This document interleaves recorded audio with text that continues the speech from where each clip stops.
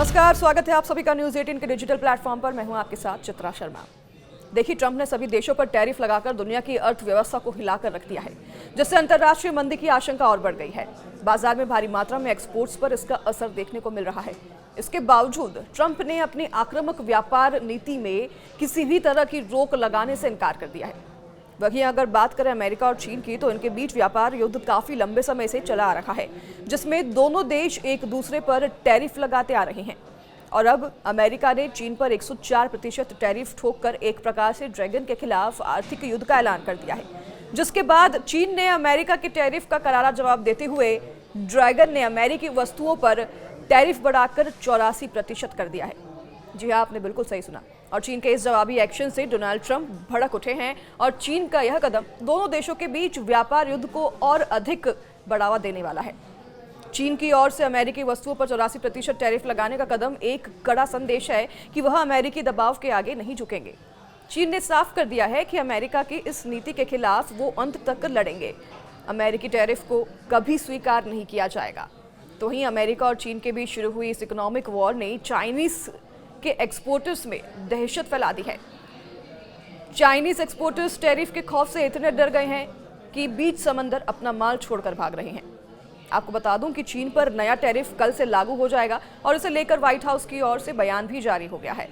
दरअसल अमेरिका के राष्ट्रपति डोनाल्ड ट्रंप ने चीन को एक दिन पहले की 50% अतिरिक्त टैरिफ लगाने की धमकी दी थी, जिसे उन्होंने आज पूरा कर दिया।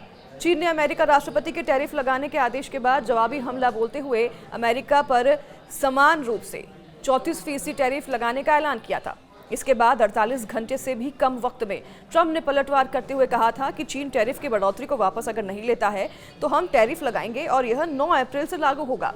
तो वहीं चीन ने पहले अमेरिका को ऐसा करने की चुनौती दी थी, जिसके कुछ ही घंटे में डोनाल्ड ट्रंप की ओर से यह ऐलान कर दिया गया कि वह चीन पर 104% टैरिफ लगाएगा। तो इसी के साथ आपको ये भी बता दें कि अमेरिका पिछले महीने तक चीन पर सिर्फ 10% टैरिफ लगाता था, जिसके बारे में राष्ट्रपति ट्रंप ने अमेरिकी अर्थव्यवस्था से अरबों डॉलर की लूट बताया था।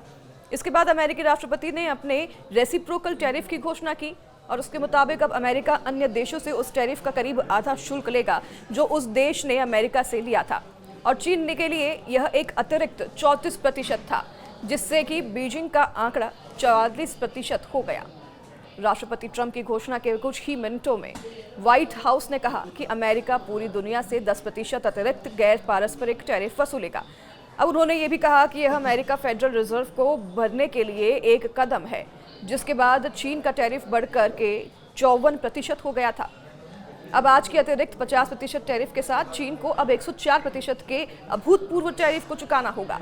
यह एक सप्ताह से भी कम समय में करीब 100% की बढ़ोतरी है। इसके साथ ही वैश्विक स्तर पर बढ़ते टैरिफ युद्ध के बीच ट्रंप ने चीन के साथ टैरिफ को लेकर सभी बातचीत को खत्म करने की भी धमकी दी थी। ट्रंप ने कहा था कि जिन देशों ने अमेरिका टैरिफ को लेकर जवाबी टैरिफ नहीं लगाया है, उन्हें बातचीत का मौका दिया जाएगा। हालांकि ट्रंप ने अभी भी चीन के लिए समझौता करने का दरवाजा खुला छोड़ा है।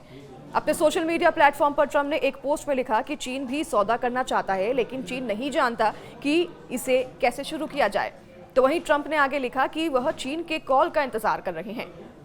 हालांकि इस व्यापार युद्ध के प्रभाव दोनों देशों की अर्थव्यवस्थाओं पर पड़ सकते हैं। अमेरिका में भी इस मुद्दे पर विभाजन है। कुछ लोगों का मानना है कि टैरिफ से अमेरिकी उद्योगों को लाभ होगा, जबकि अन्य लोगों को लगता है कि इससे उपभोक्ताओं को नुकसान होगा। अब आपकी इस पर क्या राय है, हमें कमेंट करके जरूर बताइए। नमस्कार।